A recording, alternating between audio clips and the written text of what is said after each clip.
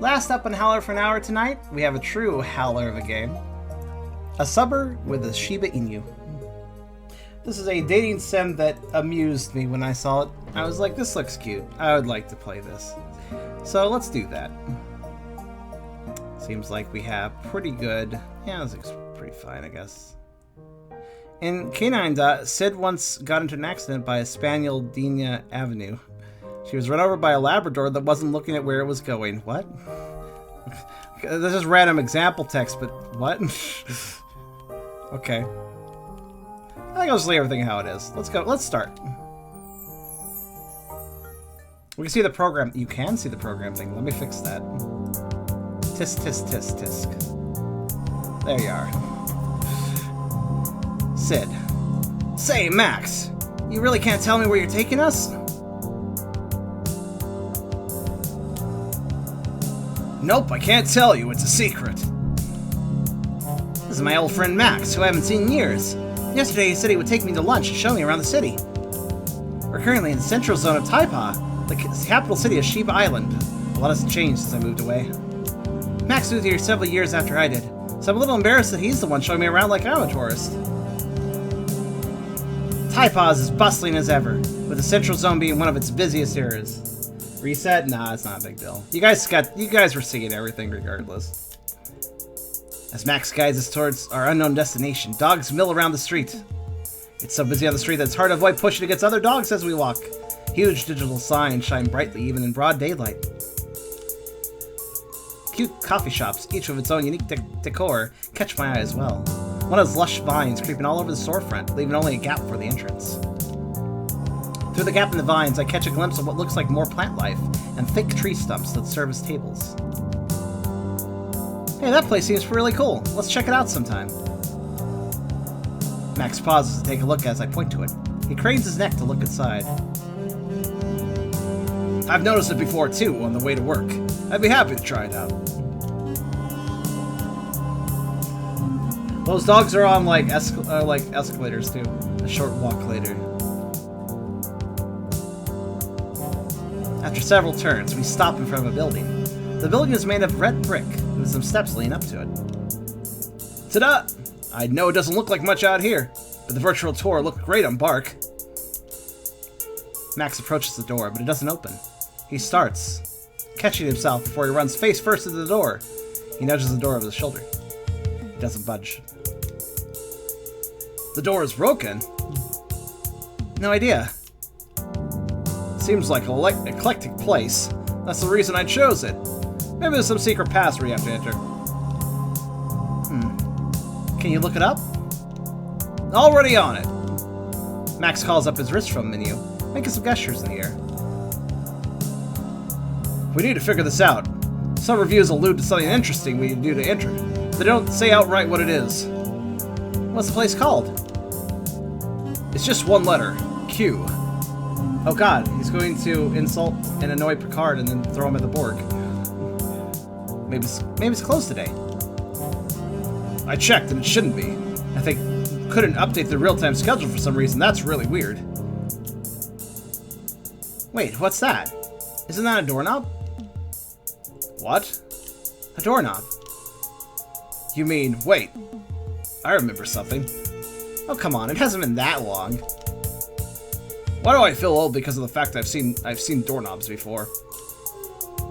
I sit down before the protruding sphere and grip it with both of my paws. I'm able to turn it without losing my balance. The door swings inward to reveal a staircase. Good thing knobs were phased out, though. Whoever made those things clearly did not understand the anatomy of dogs. It's precisely why many houses use them for rooms that puppies aren't allowed into. My parents used it for the pantry. I remember trying to bite the knob to get to the promised land of treats, but ended up with only a particularly sore jaw instead. Well, there we go. I haven't seen these things since the Arnia days. Arena days? Arena days. Our eyes meet and he looks away. Anyway, we're here. The stairs lead to an area with wooden floor paneling. There are rooms that have a raised base separated from the main area with sliding panels. The panels have some membrane-like material that is thin enough to let light through, but thick enough that we can't see into the rooms. A dog comes up in a red traditional dress. It's fashioned with several layers, with a large golden button holding it up neatly over the dog's shoulders. Welcome. Hi, I called earlier and made a reservation. He talks with the server, and we are led to one of the rooms. I hoist myself up on the ledge, and make myself comfortable on one of the cushions around a low wooden table in the center of the room. The server gives us menus and leaves after a courteous bow. Take your time. I'm guessing you haven't had food like this since you left. Oh yeah, Woof, I've forgotten all about these. Order anything you like. My treat. There are a lot of options. I flip through the tea menu. This place serves them with ancient methods, with multi-part clay apparatus that I never remember the names of. It evokes the image of my parents pouring boiling water, steam shrouding their concentrated faces. There are a lot of rules about how long to steep the tea, and the order of pouring the water in and out. I never really paid attention when I was a puppy, and after my parents' generation, it seemed like a lost art. If this place shows up as the tea steeping process, I definitely won't let a second chance to learn about it pass by. Isn't it interesting they still use these books as menus? I remember they were pretty much phased out along with... doorknobs? Yeah, that's one of the things. Well, this place is known online for the retro atmosphere, which is why they only take phone reservations. No usual order screens either. It's really interesting how fast things have changed on the island. Though, maybe that's just my perception because, first of all, I don't know what's supposed to be normal nowadays. What was it like where you were living? They're kind of at a stage where, like when I left here, actually. You saw my phone. They have similar levels of technology in K9.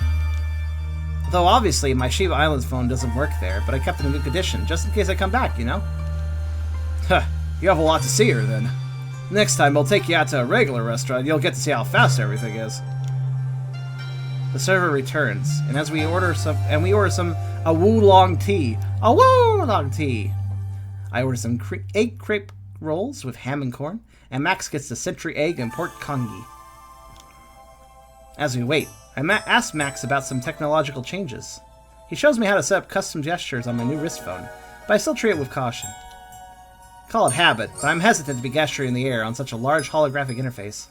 It serves my purpose to use the old touchscreens on a small phone. The hologram just seems overkill.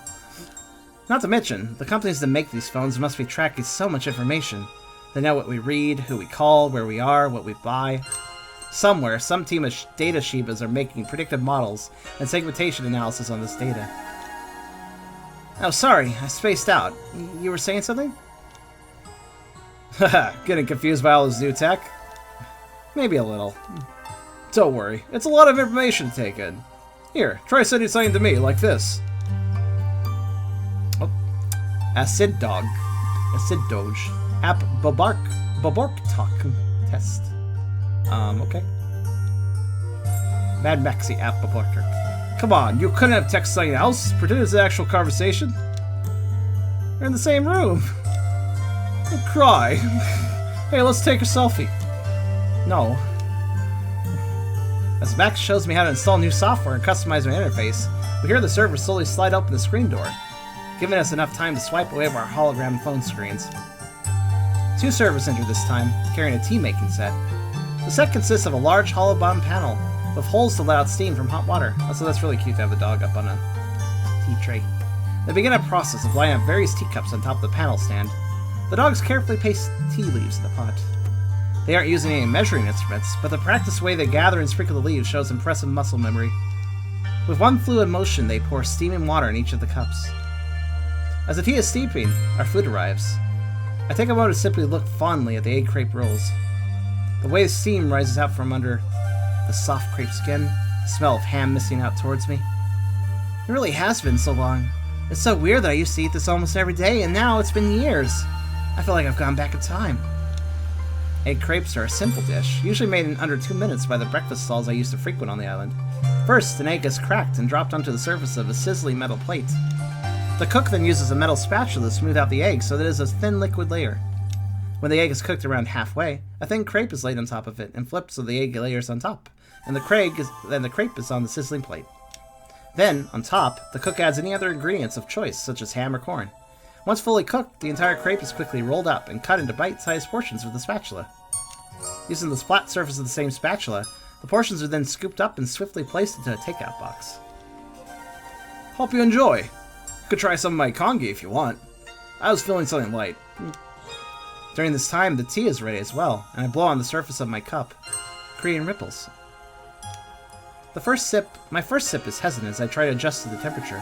After a few sips, I can feel the strong tea aftertaste on my tongue. Ah, this is bliss. We chat more as we eat, and I ask him about how the culinary norms have changed on the island. Apparently, most of the dishes I remember are still around. The largest change in cuisine is caused by the advancement in how food is produced. Max explains how, nowadays, a lot of ingredients can be produced synthetically, which reduces scarcity and seasonality. It is widely accepted they are the same flavor and contain the same nutrients as naturally grown ingredients. I used to wonder why we have beef dishes on the island, but we've never seen an animal called a cow. I guess these synthetic flavors already existed 10 years ago, since beef has been around since before I was born. I just didn't know they were synthetic. I learned from Max that lately, there's been a rise in restaurants that offer wilder experimental foods with completely new synthetic inventions. Max shows me some pictures on his phone, and we decide on a restaurant to try out next. He warns me that some flavors might really surprise me. Even dogs that try these things now and then have trouble getting used to some of the most outrageous invented flavors. I asked him to describe something he's tried before, but it was hard for him to convey in terms of foods I know. For example, one tasted like cinnamon and cabbage flavored mix, but that doesn't really describe it fully. I can only understand when I have the chance to try it, I suppose. We finish our food and reminisce a little more. However, there's one thing in our shared history we don't bring up. I get an uneasy feeling that I should wait a little longer, for me to ease back into the culture of the island first. Max pays and we exit the restaurant. I'm quite full and nostalgic. We'll have a lot of time to do all these things, right? Back on the street, it's even busier than before we ate. It's the afternoon. Dogs probably don't have much to do but relax on the weekend. As before, the smell of all types of food wafted out onto the street, and evening food stalls start being set up. Well, that's what I guess they are. They look much more modern and clean. For the crash course in tech that Max gave me, they probably have automated ordering and all that, but the street's feeding and rustic charm remain. We push past a particularly crowded part of the street, and I feel a tap on my shoulder. I don't really think about it, as it's probably someone brushing past me with their backpack by accident or something. I continue walking when I feel it again. Could also be mistaking me for someone else. I turn around to check. Sid! Who are you? She's a smaller Shiba Inu, but something tells me she compensates for it with her attitude. Her gaze on me is steely, way too steely for comfort. It's concerning that she seems to have approached me with purpose. Hopefully she really just recognized me by chance. You don't remember me? She scoffs, discontent written clearly in her expression. I'm not surprised, but I'm still disappointed. Now I have to waste time explaining things to you. What's going on? Some random dog just came up to me. You're Mochi, right? I remember you. Oh, what? You? What are you here for? My business is with Sid, of course, not with you, but it's very interesting to know that you two are in touch. She jerks her head to the side.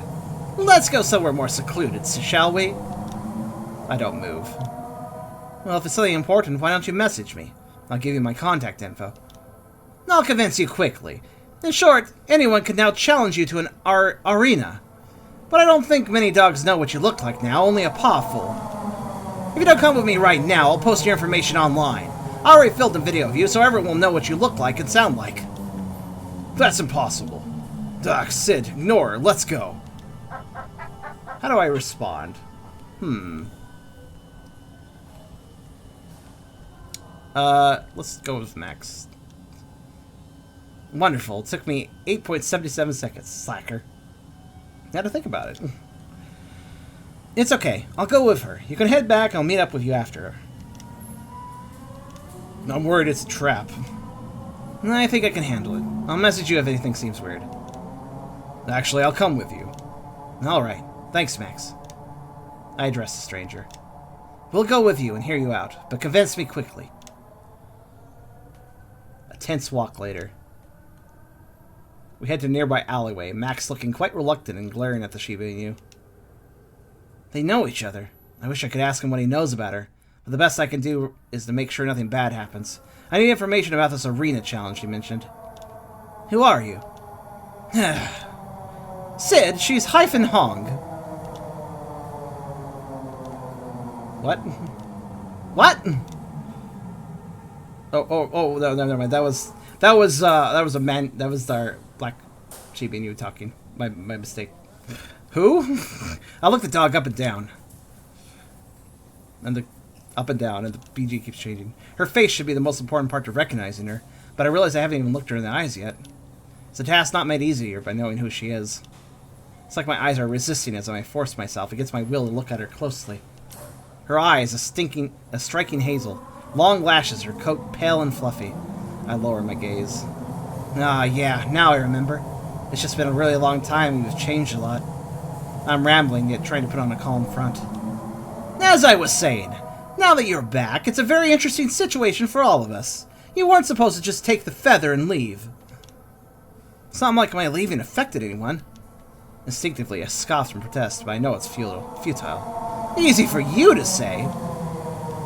Anyway, now that that's out of the way, she reaches into her shirt and pulls out her pendant. I avert my gaze again out of habit.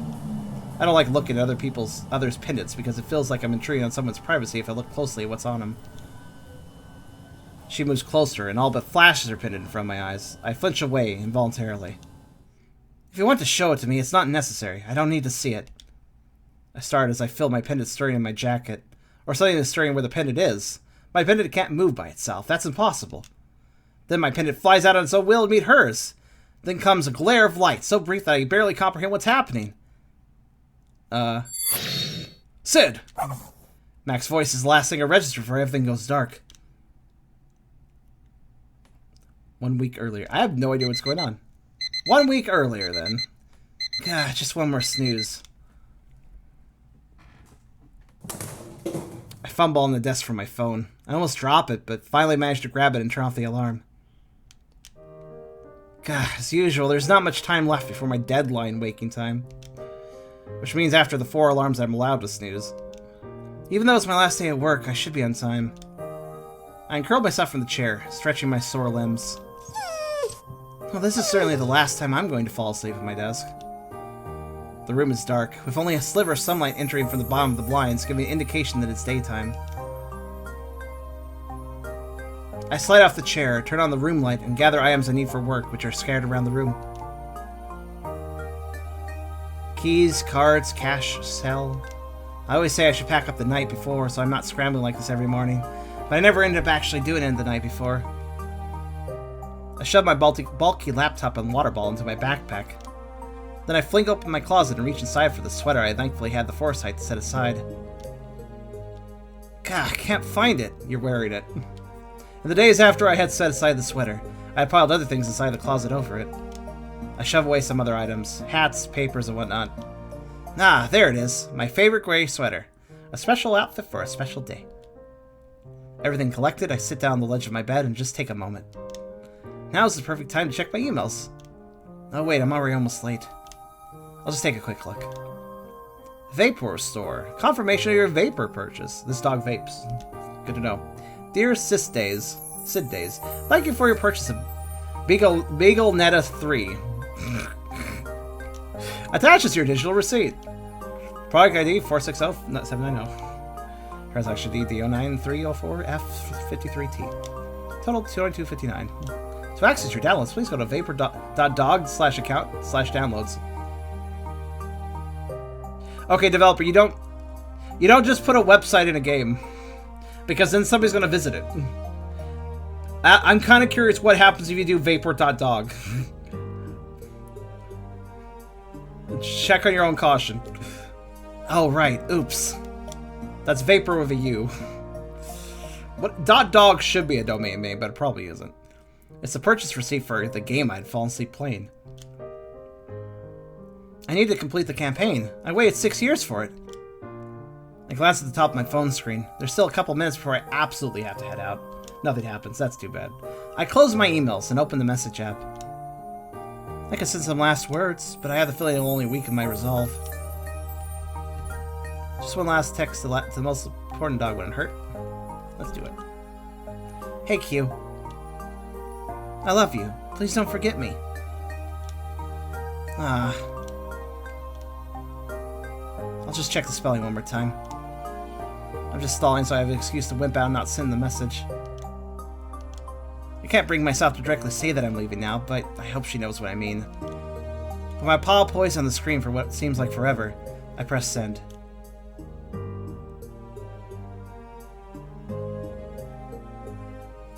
The familiar glass doors welcome me. I scan my fob key and step into the building. Wasn't Q mentioned earlier? I can't remember the mention from earlier actually involving Q though. It doesn't feel like it was that long ago when I first entered these doors.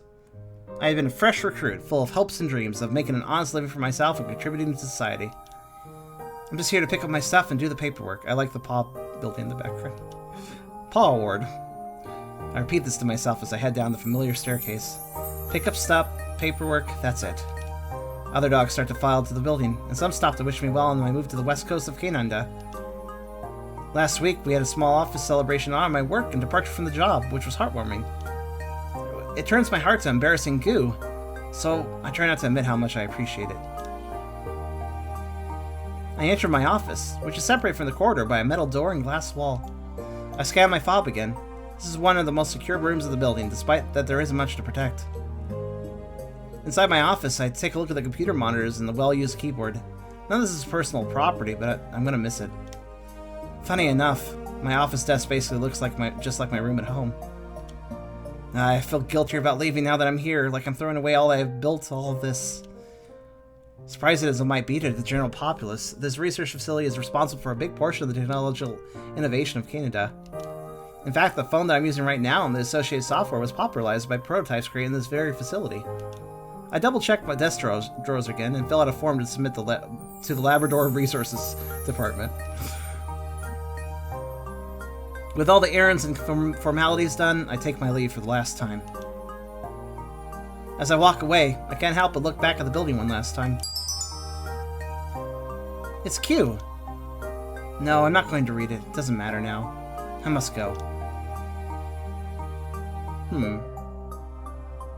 Does anybody remember when the Q was first mentioned? I can't quite remember. But it was mentioned before the flashback here. I guess girlfriend? Back at home, I get a backpack with some living essentials, and of course, my other set of keys, card, cash, and cell that would allow me to get around during my travels. I reach into my shirt and take out my pendant. My pendant from Shiba Island. It has 10 orbs, with smaller orbs surrounding them. I have been wearing it all these years, my last connection to Shiba Island.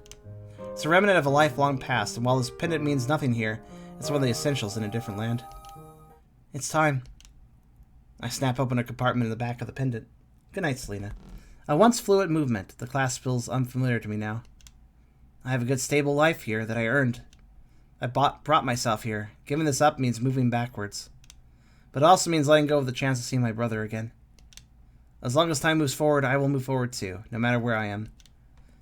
Inside the pendant compartment is a small feather, already glowing now that I have removed its bindings. The Feather of Truth, whose holder can alter reality. Oh wow, okay, that's kind of important. I make a wish. I wish to go back. Oh, it was that simple. I guess that's why the feather was mentioned. It feels as if I've stepped into a sauna. Within seconds, my coat feels heavy with condensation, as if someone just threw a wet blanket on me. So, I'm here. I've not moved one muscle since I made my wish to the feather. But these sounds, contrasted with the quietness of my room, give me no doubt that my wish was indeed granted. In addition, these yelps and commotion really alert me to my situation. Shiba Inu scatter in front of me, yapping as if they saw a ghost. Was it that obvious I appeared out of thin air? This is not good. I can't believe I'm drawing attention already. I'm in what seems to be an open-air night market. I scan my surroundings, trying to spot a gap or opportunity to make an exit. It's kind of midday, though. These barks are different, deep and booming, a stark contrast to the higher-pitched yaps of the crowd. I look behind me, and it becomes evident why the dogs are scattering. Or maybe it's just wishful thinking that I'm not the cause. A Labrador retriever is batting around. The Shiba Inu is dwarfed by it in comparison. The crowd is herded towards the opposite direction. I slink around to the side and duck behind a food kiosk. Thanks to Labrador, this area seems to be deserted. Evil lab. Now that I'm under cover, I sneak my way towards what I hope is an exit. After some trial and error through the web of kiosks and seating areas, I emerged into the main road outside the market. What was that about? Labs are assholes? Hey, this way! The voice comes from behind me, and I start, my fur rising on end against my will. What the fish fillet? Someone followed me without me noticing. The laboratory retriever before emerges as a speaker, falling into step beside me. That was supposed to be a snarl. It just didn't come out right. Did you say something? Ahem. I hope that was menacing enough. What do you want? To help you, of course. I'll guide you somewhere safe. What? Who is this dog? I'll just feign ignorance for now. Somewhere safe? I think you're mistaking me for someone else. I don't want to be rude, but I know you've been away for a long time, so you probably don't even know where you are. Labrador's voice is soft, quite a contrast from her towering physique. Oh, soft, never mind, wrong voice. Well, I'm quite used to this height difference in Canada, but seeing her towering over the crowd of Shiba Inus earlier amplifies the difference. Okay. Let's be... This is getting creepy. It's like she knows who I am. What does she want? I'll just pretend I don't know what she's talking about. I'm not going to reveal any information I might regret. You're not wrong. I'm just trying to get my bearings here. So could you just point me to the closest massive rapid transit station? Of course. But before that, I'd like to ask you some questions. Okay, never mind. This is getting weird. I should just find the MRT station myself. I just want to help you, Mrs. Feather. What did you say? That's not my name. You've definitely mistaken me for someone else. Sorry, let me try that again. I didn't want to be so direct, but you didn't get the hint. Could you speak up? I mean, Sid, bearer of the feather. I want to help you. Fishbone, she really does know who I am. Okay. You want to help me, you say, so I'll ask this again. Why don't you start by guiding me to a massive rapid transit station? Don't worry, I will. But first, I want you to take this. She produces from her pockets a wristband of sorts. It's a wrist phone. I'll contact you with it, and you can reach me in turn. Thank you, but why do you think we'll be in contact after this? There's no reason for me to get involved in whatever it is you want. Well, for one, I guessed it would be troublesome if dogs knew where you're back on the island, so I created a diversion. That's not reassuring at all. She knows way too much about me. Who the fishbones is she? I need to learn as much about her as possible. I know you could really use my help. You know you've gotten yourself in trouble too, right? You'd probably get arrested for disturbing the peace like you did. I have a story set up. Plus, I'm a Labrador living on Shiba Inu Island. I'm sure you already know I'm constantly in the spotlight. I know all too well, but I'm not going to say that. If she doesn't know I lived in the world of Labradors, I'm certainly not going to reveal that to her. When you put it that way. But like you said, I'm trying to avoid attention. So shouldn't I avoid being a such of you altogether? She sighs quietly. I hoped it wouldn't come to this. But you need to believe me when I say I want to help you. I can help you find your brother. Okay. I've heard enough. I'll take your dog-darn phone. But if I find out you're any sort of threat to me, you better watch out. Of course, I understand. She offers a paw to me. Hui Li, by the way. I'm Well, you already know my name. We shake paws.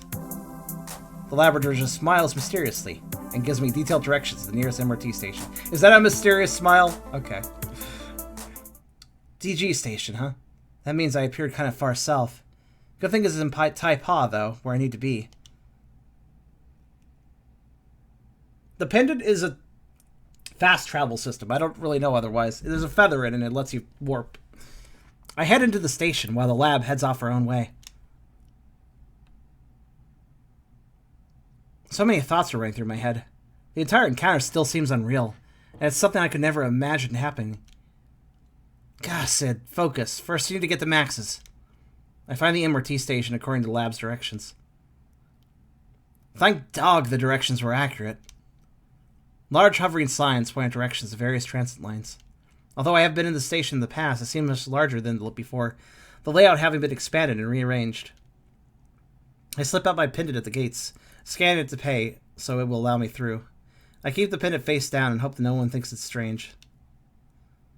There's a large interactive display, and I see that there are many more lines than before, basically crisscrossing with the entirety of Taipa and the outer metropolitan area. I place a paw on this destination, and a route draws itself on the digital display from the current station to my paw.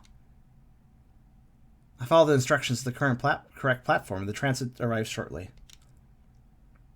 Some time later. The ride is smooth, and I merge up north in the city without incident. It's a quieter residential area. My destination is sandwiched between other similar buildings that were built to be tall and narrow, rather than take up the ground level. Approaching the well-memorized address, I feel more and more apprehensive with each step. A promise is a promise. This is the only place I can go. There's an intercom panel on the ground floor. Oh, thank you, Crimson. Scrolling through the names, I find the correct one. That's the one. Taking a deep breath, I tap on it.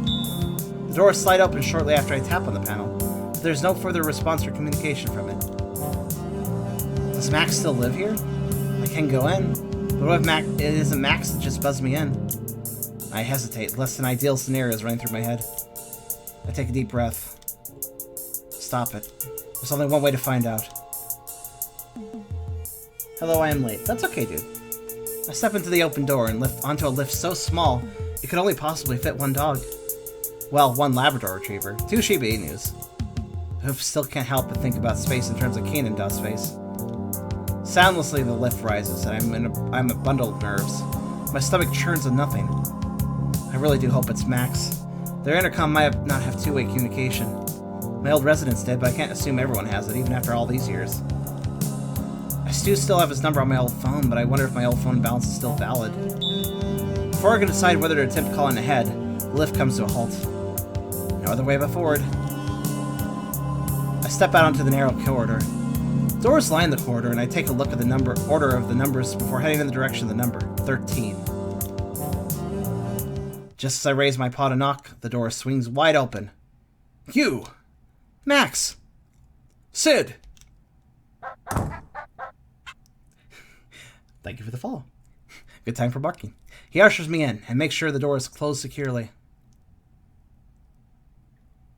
Look who it is! You're finally back! I've been waiting for this moment all these years. It really is him. He's here. He's kept his word. I'm so relieved. I'm so happy to see a familiar face. I reach out my paws to embrace him. He obliges, and I eagerly hug him close. He smells like honey and cream, and I notice that under my touch, his coat is as sleek and shiny as ever. I'm so happy to see you.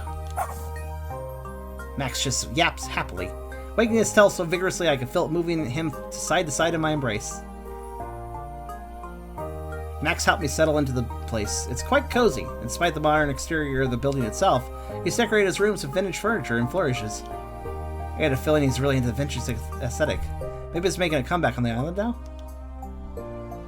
He shows me his collection of concert billets, arranged on his wall. All of musicians that I know of, meaning they go back to at least a decade. Remember Jay Chow Chow? Oh, of course. I remember when we'd watch his music videos back then on our flip phones. The days of 360p, yeah. It's a really nice apartment compared to Max's old one. I suppose his final ranking allowed him an upgrade. He gestures me over to his desk, and as I peer on, he sweeps aside a pile of old records. Then he wiggles under the desk to activate something. There's a hiss, and a panel slides open on the surface of the desk. It's a touchscreen panel, glowing faintly with a green hint. I can see my reflection in it, along with some menu icons that I cannot make sense of. It's a security system. Pretty sophisticated, eh? No one would suspect there would be such a system in an apartment like this. The door is actually secured with hidden bars that can be controlled from here, and there are sensors programmed to detect living matter other than you and me. He goes on about the security measures and gadgets, but suddenly I cannot find it in me to focus. I'm really hoping he didn't do all this for my return, but it is the most obvious explanation. I take a deep breath, holding up a paw to signal that I want to speak. It takes Max a brief moment to notice, but eventually he stops in the middle of his explanation. Max, I really appreciate your preparations. My throat feels closed up, and I swallow and chew on air to make it possible to continue speaking. I just want to... How to put this? I just want to reiterate that this could be really dangerous for you. I want you to reconsider it. Sid. And I think some dog is following me and I have no idea what she wants. Sid! Sid, it's okay. I've always wanted to be able to finally help you. I promised you long ago I'd stand by your side, even if the world turns against you. And now, you need to let me do that. Please. His eyes are warm, and I compose myself. I can't be weak. I need to be calm so I can at least make the best decisions. So I can make the best decisions for Max and myself. Alright, but I need to tell you about the Labrador I met today. She knows a lot about me. I'll start from the beginning. You know, I used the feather to get back to the island. I reappeared at some night market near DG Station. First thing I saw was this huge crowd of dogs all running away from me, so I thought it was because they all witnessed my grand appearance or something. I don't even know if I appeared with a light or a poof of smoke or something, but I'm pretty sure I appeared out of thin air. But it turned out there was a Labrador just causing a ruckus, so I sneaked away. Then the lab just appeared behind me. She said she made a distraction on purpose because it would be inconvenient for me to be noticed. She even knows why I'm back on the island. It's very, very unnerving, even to me. Max nods his head solemnly. I might have made a mistake, but she gave me a wrist phone and I took it. I take it out of my pocket and show it to Max. I hadn't put it on yet. He takes it gingerly and examines it from every angle before waving a paw over the central watch face. I've never really looked at a wrist phone up close before and take the opportunity to do so. The circular face, rather than being a screen itself, holds a light source where a hologram is projected from. The hologram functions like a screen of any other electronic device, but is much larger. It can be put away at a simple touch. It kind of looks like a fan unfolding and folding back. I angle my body away gradually until I cannot see the contents of the screen. There's some sort of view angle limit, which works great for me. Sometimes I might be typing or reading questionable material, but even if not, I don't want dogs seeing it. She told me to contact her with this. Do you think I should? I'd probably do it anyway, even if Max doesn't agree with me. I'm not sure how dangerous it might be, and I don't want to compromise the safe house. I'd probably do it anyway. I'd probably do it anyway, even though I'm not sure how safe it is. What? She did mention my brother, though. I just want to find out what she wants. Max is still holding a wrist phone, so I held it close to him to read and use the menu. I hesitantly touch a paw to the screen where it says Messages, and it opens the corresponding app as Max looks on. It's empty, so maybe there's a contact list? I scan the interface, but there's no back button. I press the sides of the screen, first left, then right, but it's futile. Left. Right. How about tapping it? Okay, maybe slide up and down? Nothing? Max, you've been grilling me for too long. A little help here? You can tap any gesture you want to return to the previous screen, but the default is the face.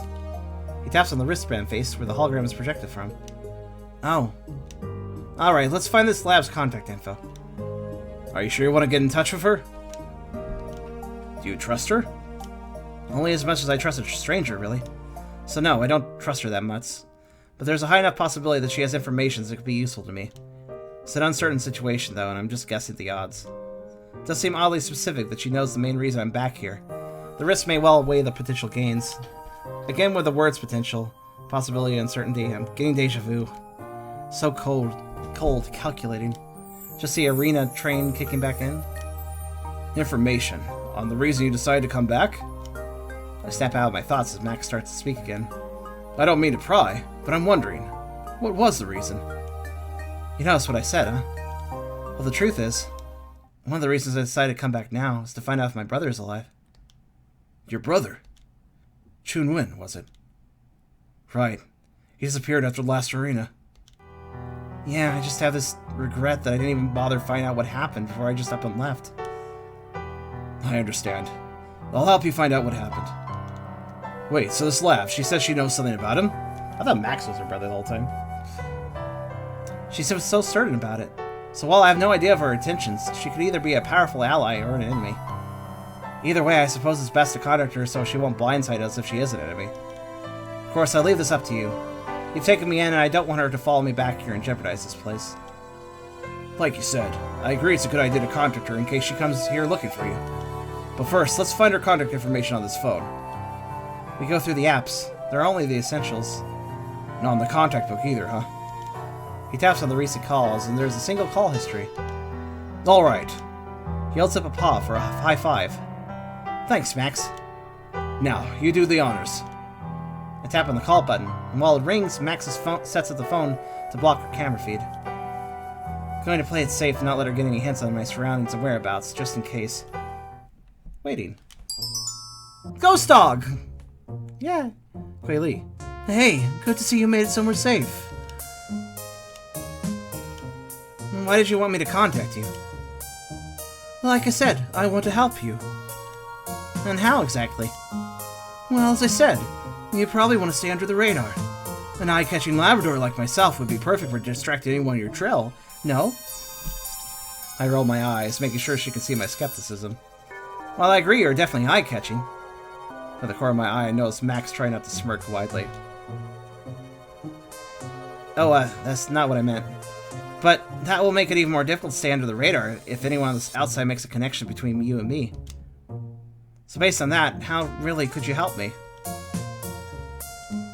That's what I was hoping you could tell me, Sid. What actions do you plan to execute? How can I help you achieve it? I still don't understand her real intentions, but she does seem sincere.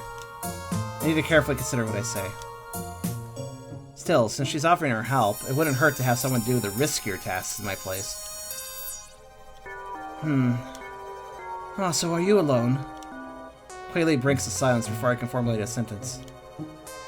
She might have taken my slow response to indicate silent correspondence with someone else. Let's not lie. No, I'm with a friend. An accomplice. Doesn't seem very happy about that. I don't know why you have to put it that way, but I guess you could say that. He's a trustworthy companion helping me.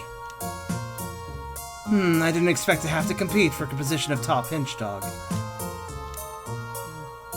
Well, as you mentioned, I want to find my brother. Before I tell you my plans, I want to know how you know about my brother.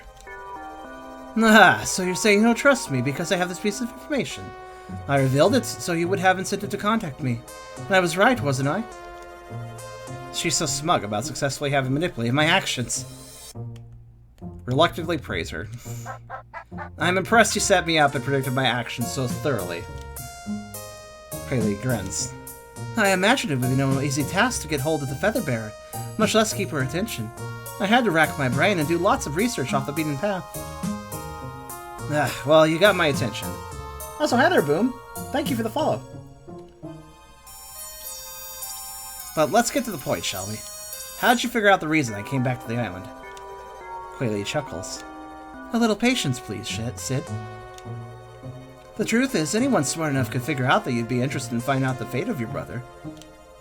The arena archives are open to anyone that is patient enough to go through the hoops to get approved for access. It wasn't difficult to find online that your brother disappeared after the final arena, but I also confirmed it from the official records. Your infamous disappearance happened shortly after that, so I'd guess you'd have regrets about it. Right. That is convincing, if not creepy. But like she said, the records of past arenas are available to public access. Any dog that tries hard enough could put in the timeline together and figure it out. What worries me is her understanding of the way I think. That probably means she's researched a lot of other things about my past life. I'd really rather have her as an ally. So here's my proposal. If you want more information, I have a lead on what you're seeking, but I'd rather not reveal any more over the call. Meet me at DG Station, the stall where I found you, tomorrow at noon. A lead? But with that, the call is terminated. That was sudden. Well, what matters is that she says she has a lead. I'll go meet her tomorrow. Be careful. She does seem sincere, but I don't really know what's in it for her. Max, would you like to come with me? I would like to, but only if you're sure it's best for your plans. I don't want to burden you. Nonsense, you won't be a burden. I think I will trust her now. I'll let her know about you. Of course, if she tries to threaten you in any way, that trust will be over. Sid. After that, we quickly plan out the transportation and prepare to sleep. Max insists I take the bed while he sleeps in the living room, and after some protests, I accept. It's been a really, really long day. So strange that just this morning I was still in Canada, with my job, having to work for a living. I just threw all that away, and soon enough I'll find out that it was all worth it. I tucked the wrist phone away into a bag. If Kuei Li had somehow hacked its camera or mic, I'd rather not have it show more than what could be seen during our video call. Good night, Max. I hear his voice from the living room, which is the room next to mine. Sleep tight, Sid. And with that, I close my eyes and sleep soon takes over me. One sleep after. Before we continue. Ah, yes, okay. In the morning, Max suggests that we go to lunch after the meeting with the lab, to which I agree. The lab, huh? She does have a name. Kuei Li, wasn't it? Like we agreed on, Max joins me as we head to the meeting with Kuei Li. Again, when I enter the transit station, I scan my pendant face down. I don't want more unwanted attention on my movements if dogs see my full pendant face. That is in addition to Kuei Li's totally unwanted attention. We emerge from underground at DG Station, which is in the central zone of Taipa. It is a really busy area, full of businesses and restaurants. The stall where Kuei Li accosted me yesterday isn't far from the station, and we get there a bit earlier than noon, which was our agreed-upon meeting time. I don't have much of an appetite, so Max orders AU jelly with lemonade for both of us. I wonder what that is. Shortly after, Kuei Li strolls down the lane.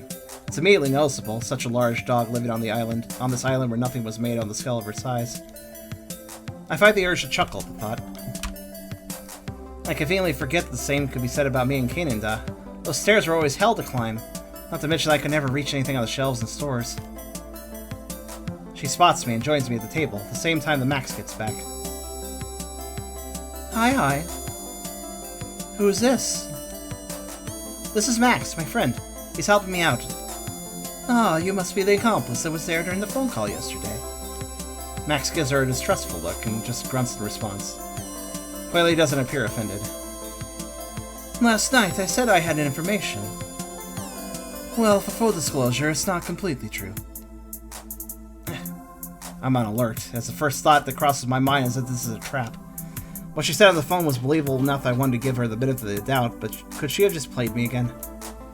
I mean, I have said I have a lead, but it really is just that, a lead. I can't make more sense out of it, but I think you could, Sid. God, what a prankster, this Labrador. I try to calm down, but something still doesn't seem right about this whole situation. There's something glaringly wrong, that maybe it's my ancestral instincts speaking. Logically speaking, hearing Kuei Li out is the best option I have right now. Okay, so this isn't a waste of time after all. Please, Sid, you couldn't be slightly less rude? Fine. Strange, it took me 2.41 seconds. That took some time. That was long? Okay, whatever. Fish sticks, Sid, you've gone all soft. But I suppose I can apologize. I'm sorry. You mentioned my rudeness when we were on the phone, too. I should have taken that more seriously. I wasn't expecting you to remember that. Thanks. Most of the time I'm pretty dense, but I occasionally notice when dogs are upset, I guess. That doesn't mean you're off the hook, Kuei Li. I'll decide how much more to trust you after you show me what you have. I guess I can't gain your trust 100% just like that, eh? Always pragmatic, like your arena performances. She's probably laughing internally at how uncomfortable I look. I guess that's evident from my facial expression, huh? But she obliges me and takes out a thick envelope from her bag. She slides it towards me. I gingerly take out the contents. Hi there, Obelisk. Used to be the Oxalot. Oh, I'm sorry you lost your password. You know, a lot of people have lost their password for their Twitch accounts as they watch me. I think you're like the 4th person I've heard say that, actually. So sorry you lost your account. On the top of the stack is a blurred photo. It's printed on thick and glossy material. From the blurriness and low resolution of the picture, I could tell the camera that this was taken with was quite old, even by the technological standards from when I left the island. The dog that is the focal point of the picture has a stocky stature and a dark blue shirt on. His coat color is the exact same as mine. It's him, all right. Shunwen. When was this taken? It was the last time he was ever seen. He was on the way to the final arena. I also managed to get my paws on his transit history. I sift through the contents of the envelope. Under the printed picture is a thick stapled stack of what looks like a spreadsheet. The print is tiny, with rows and rows of dates, so close to each other that I have to hold the paper up to my face to inspect it. Even with a cursory scan of the information, I could tell that the two stations appear in turn frequently. K station and NJ station, huh? With an even closer look, I noticed that they appear at 9 in the morning and 5 in the afternoon, respectively. 9 to 5? Is this some joke? At this point, Quayle interjects. It doesn't take any computer to see that there's a very clear pattern. Although I did feed the data through some simple algorithms to double-check if there are any anomalies I missed by canine error. It's just NJ station at 9 p.m. and KH station at 5 p.m. every single day since the day after the last arena. Right, and the weirdest thing is that it's all exactly on the hour. The MRT hardware that captures the pendant scans, does it round up to the hour? Nope, it's supposed to capture the exact millisecond, or some fraction of a second. It's pretty precise. This is it. It's an amazing lead, given that it's to be believed. It's clearly a manipulated log, and I can't imagine for what other reason than to be noticed, and perhaps even to send a message. This is great, Quayle. Thanks. I stack the papers together tightly, and insert them back into the envelope. Can I take this? Yeah, certainly. Though for security reasons, I'm not giving the digital copies. That's all you're getting. That's fair. Wouldn't want to leak or something. How'd you get this information? I tracked down a source in the massive Rampant Transit Corp. The source was able to download these files for me, as they are not highly classified.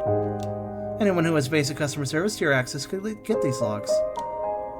However, the pattern might indicate that your brother is able to hack or manipulate the transaction logs, which could potentially draw the attention of the massive Rapid Transit Corp. Of course, I convinced the source to keep quiet about this discovery for now.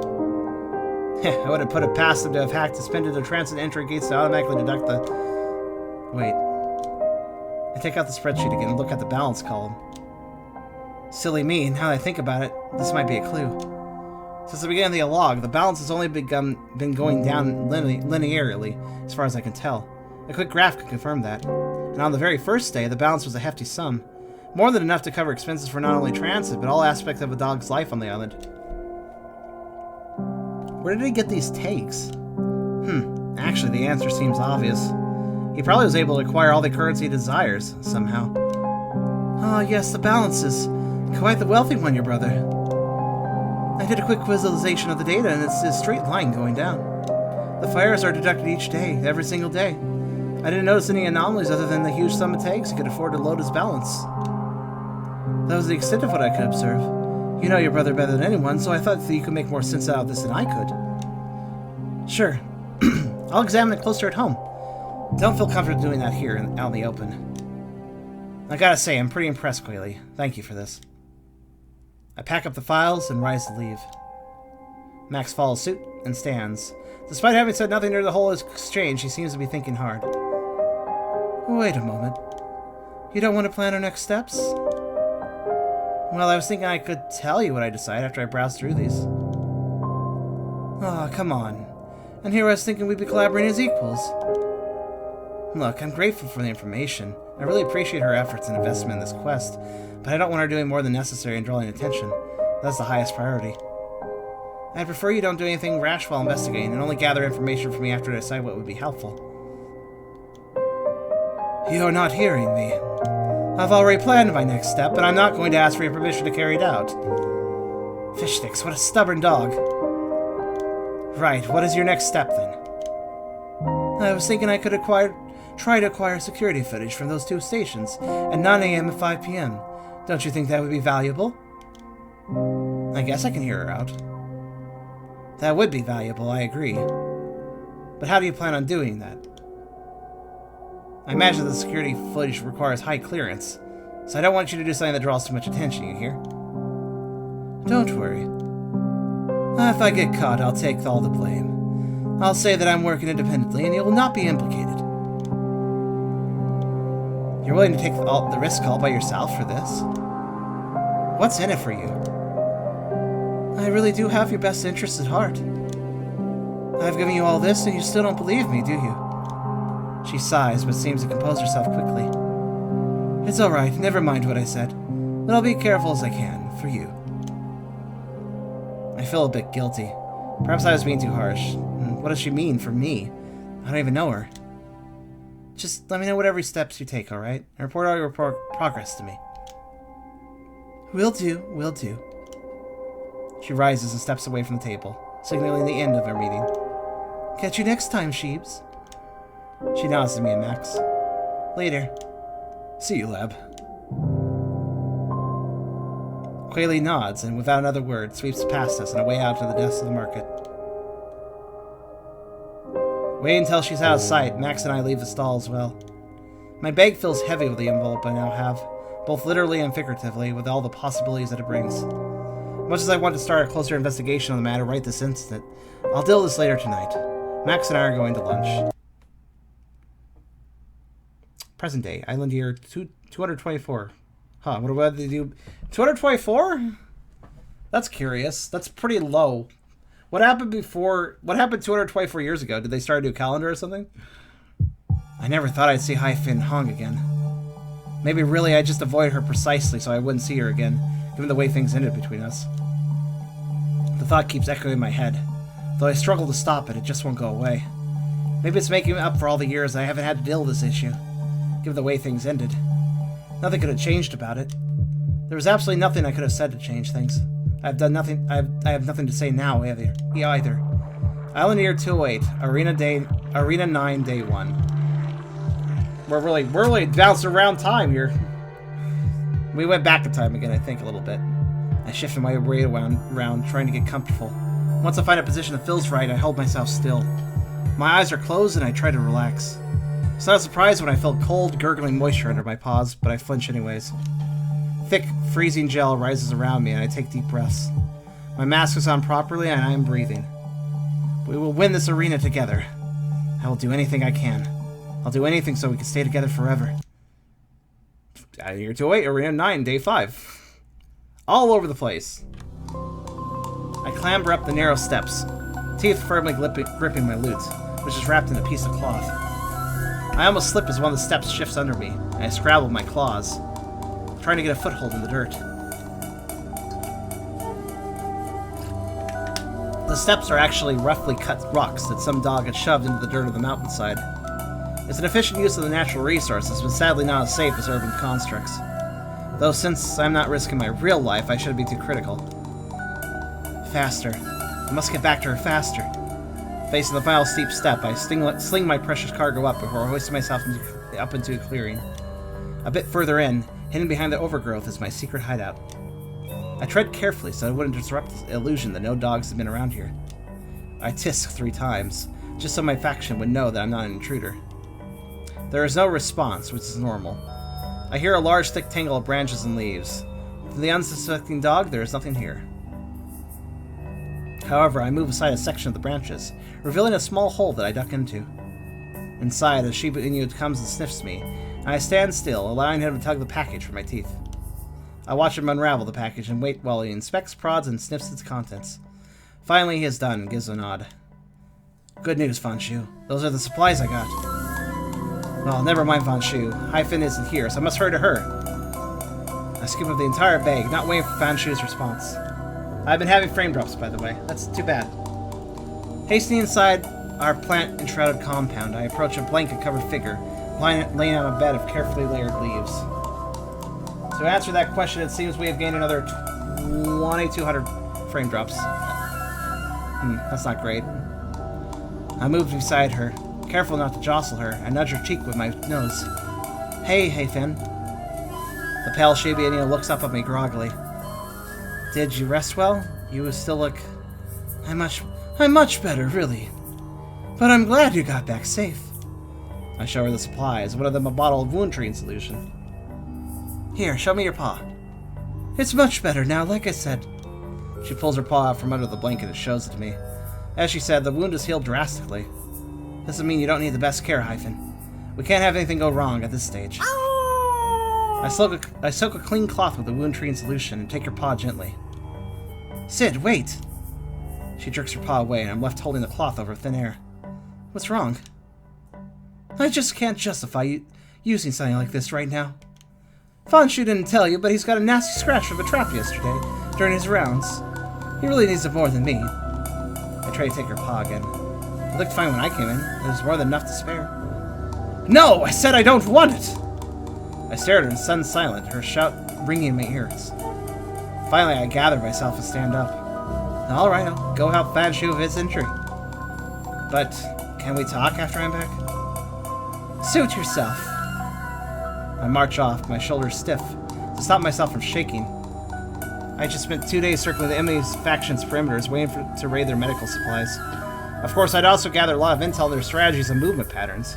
After I talk things out with Hyphen, I should call a faction meeting to discuss our plan of attack based on my new information. Hey, Fanshu. Hey, Sid, how's Hyphen? Her wound is healed quite well, and she insisted I use this on you instead. What, me? I don't need that, I'm not hurt. Hyphen said you got injured during your rounds. On the way in, I hadn't noticed him acting like he was injured, but now that I'm standing closer to him, I can see he's holding his body at an angle. It seems like he's trying to only show me the right side of his torso to me. Turn your other side around.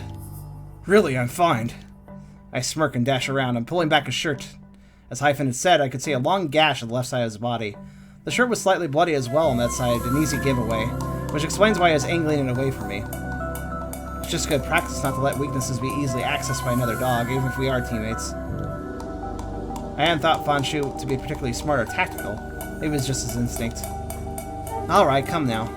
Don't want the solution drying on going to waste. I'm fine, but I'm only doing this as Hyphen said so. Finally, Fanshu stands still and allows me to treat his wound. Yeah, don't be so prideful. Hyphen gave this up so you can stay alive. I was going to stay alive anyway, he mumbled before trailing off. At least that's what I think I heard. I wouldn't be so sure if I were you. Well, I'm not going to say that out loud, of course. On top of not seeming too bright, I've always considered Fanshu to be disposable when we joined this faction. He surprised me by being one of the last of us remaining. Endurance survive, huh? But once we get rid of the last rival faction, he's going down. That is, if he isn't eliminated during the fight anyway. He was a pawn from the start. I never told Hyphen those plans directly, but I thought she would have guessed. And she will know how I intend to get rid of Fanshu after we have our talk. Interesting. It feels Hunger Games, yeah. Seems like a bit of a last man standing, but people make tense alliances. In the end, I didn't have the chance to tell Hyphen of my plan. I asked her if she'd like to join me on my patrol rounds so we could talk things over in private, away from Fanshu. While Hyphen's wound was mostly healed, as she had showed me, she said she didn't feel well enough to be walking outside, which is fair. I still can't believe she didn't even thank me after all the days I spent getting the medical supplies for her. I get it, she wants us all to survive. I knew she wasn't happy with my decision to leave our base for so long on her account. It was a risky move. What if I had gotten caught? It was selfish of me. Gah. No, stop it, Sid. You did the right thing to work towards a goal. Now it's for the promise between Hyphen and me. We promised we'd both progress to higher arena brackets so we could stay together. I bet Hyphen's gonna betray. I climbed down a muddy slope, gripping a thick bramble to steady myself. It's the last leg of my patrol. I'll head back soon. Sometime later. I'm gonna immediately, I'll explain later. I just want you guys to observe the background for a second. Scrutinizing the forest and foot of the hill like I do on any other patrol round, I spot some movement from the corner of my eye. I quickly flatten myself, trying to get a little closer to the sound while finding some taller plants for better cover. Thanks to being on higher ground, I now have a good vantage point. Dog. Other dog. 3 Shiba Inus are making their way up the hill that I climbed earlier in the day. They approach the exact stone steps that lead towards my faction's base. Oh no, our faction's not in good shape, and if Hyphen doesn't even feel well enough to walk. I eye the intruders from my hiding spot until they are blocked by some trees. I then emerge, keeping my distance so they don't detect me, while frantically trying to keep them in sight. Those 3 are all they have remaining, since I eliminated one when I raided their camp.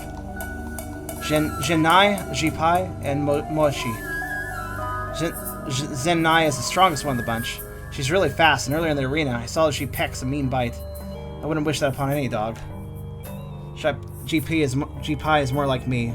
Less brawn, more wit. I recall seeing him planning a lot when I was near the camp. Also, I heard he plotted the siege of one of the large factions, which eliminated most of them. Mochi. He's more of a mystery. He seems pretty quiet and does what he's told. He's probably the disposable Fanshu on their team. And come to think of it, he looks quite like IU, but without that red tint in his fur. For some reason, I feel that if it weren't for the circumstances, I'd like to know him better before having to eliminate him. See if he's really just a meek follower or a schemer like me. But that's impossible now. I'm taking him down, along with Zen, Nai, and J-Pi. I wait for the group to get further away before I tell them once more. They've really forced my paw. Maybe I should have called a meeting with Hyphen and Fanshu before going on patrol. But I hadn't noticed any signs of the enemy team were planning to move. God, what did I miss? I watched them so carefully. No time to think about that now. Need to make sure Hyphen is safe. I press downhill towards our base as the other faction is almost there. Yeah, I'm wondering too. It sounded like there was a comment being said about how death is just dying. It feels like a VR game. I think if they die, they're not actually like dead. They wouldn't know exactly where it is, right? Only the approximate location, right? My heart sinks as they prod around the entrance, quickly finding the hollow covered by undergrowth. Fish sticks, how did they find it so quickly? No, that's not right. They didn't find it. They must have known. It must have been Olin, a previous member of my faction. She was eliminated while on a patrol nearby. Since nothing happened after her elimination, I assume she didn't reveal anything. Perhaps they did press Olin for information, it's just that they waited until now to take action. If only I could sneak in to warn Hyphen. Unfortunately, there was only one entrance to the base. We made sure of that. It would take too much time for me to dig a tunnel now that given the circumstances, and would make too much noise. The only course of action is to head in after them. I peek in, and seeing that the coast is clear, wiggle my way inside. The front area, which was previously stopped by Fanshu on sentry duty, is deserted. There's muffled talking coming from where Hyphen is resting. I hastened up to it, peeking through a hole in the foliage. The enemy faction is tying up Hyphen and Fanshu. It takes a painful amount of willpower not to charge in right then, but I remind myself that brawn is not my advantage. I need to be patient and suss out the situation. There's a fine balance between being too cautious or risking a move to secure my faction's safety. If I succeed in freeing them, they'll be able to help me. But if I fail, I'll be failing my promise to Hyphen. It is strange that my faction was caught so quickly and easily, given I entered my base only shortly after them. Stupid Fanshu, what was he doing? As a sentry, did he even put up resistance? Suddenly, one of the enemy faction barks out loud. Sid, you're there, aren't you? I would have just turned tail and left, and not for Hyphen being tied up. Come on now, if you don't show yourself in 5 seconds, I'm going to eliminate your whole team. I have them here, as you clearly see. I grudgingly reveal myself. The second I do, Zenai advances towards me, pushing the tied up Hyphen and Fanshu. The other enemies, J-Pi and Moshi, follow suit, approaching me. Let them go. I surrender. You can eliminate me. That's not how it works, Sid. Zenai sneers. I've heard a lot about how you make this kind of bluff, and somehow end up eliminating a bunch of dogs. You're going to walk in front here and make no sudden movements. I tried to glance at Hyphen without being too obvious. She didn't seem worse for wear, thank goodness. It is a bad choice I'm making, but I sit down in the middle of the cave, a little distance away from Zenai, and offer my front paws. Tie me up and let the others go. Once they are safe, eliminate me as you wish. My hope is that they rally and come save me, which is a riskier plan than what I usually tolerate. I prefer to be in control and not leave outcomes variable to the other dog's actions. However, at this stage, I trust Hyphen to get us out of here. Even though we had a bit of a rough spot, this seems to be the only strategy that doesn't completely suck. Zenai interrupts my scheming. That would be a really good deal had your faction not already offered it. What are you talking about? Your life for theirs, that's what they agreed to. What? No way, you're bluffing. Nope, you think we just waltzed up here without that deal secured? Hyphen, Fanshu, they both agreed to it before we came. Yep, they went behind your back, if that's what you're having difficulty grasping. No, this isn't true. We need to renegotiate. Let me and Hyphen go. He's telling the truth. Fanshu! I knew it. I knew you were planning to off me at some point. What you just said only confirms it. I was planning on coming back for you, Fanshu. Everything is unraveling. What should I do? I turn tail and dash towards the entrance. Even if they made this deal, they'd have to catch me first. But they anticipate my move to escape. J-Pi, who was close to the door, runs towards me and knocks me flying. Winded, I see Fanshu shake loose his bindings, and so does Hyphen. So it was true, they just pretended to be caught. I'll fend for myself and ask questions later. I cannot be eliminated. I lay back on my feet, just in time to see Jipai lunging towards me. Get her, that filthy white dot!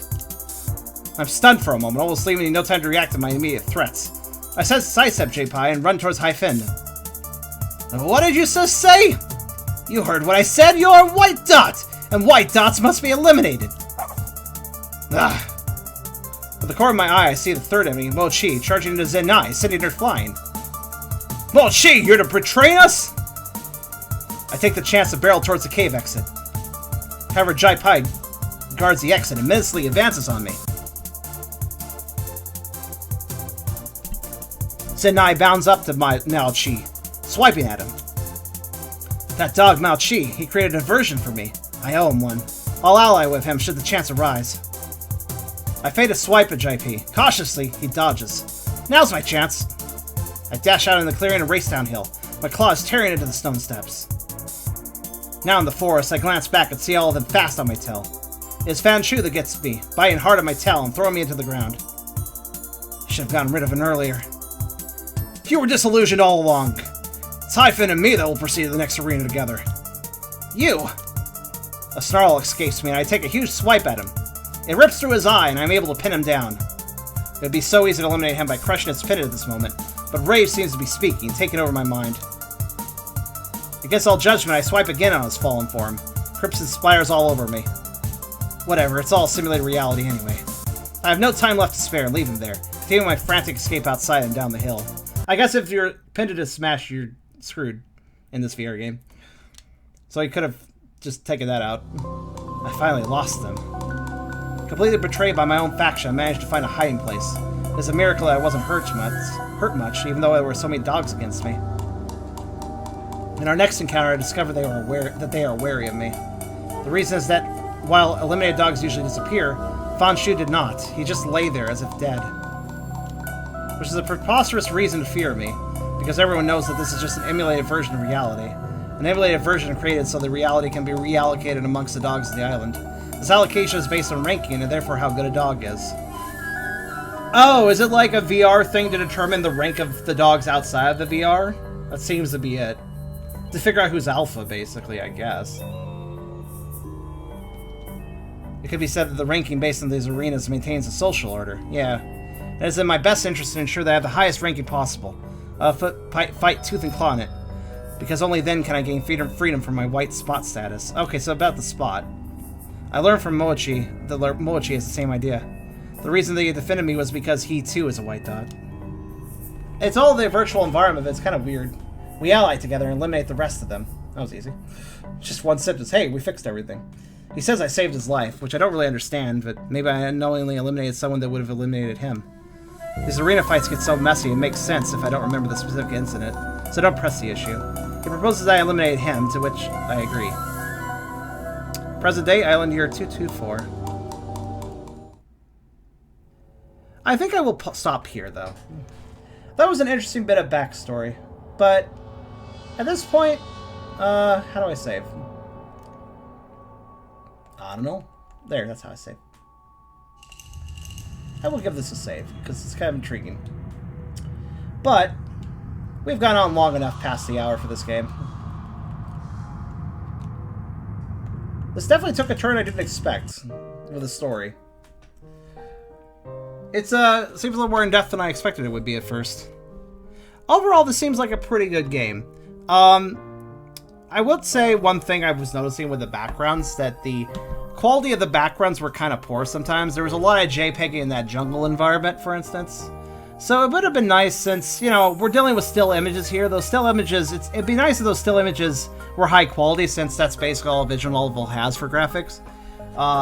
But besides that, this does seem pretty interesting and it has a pretty interesting story that might be worth full playthrough, actually.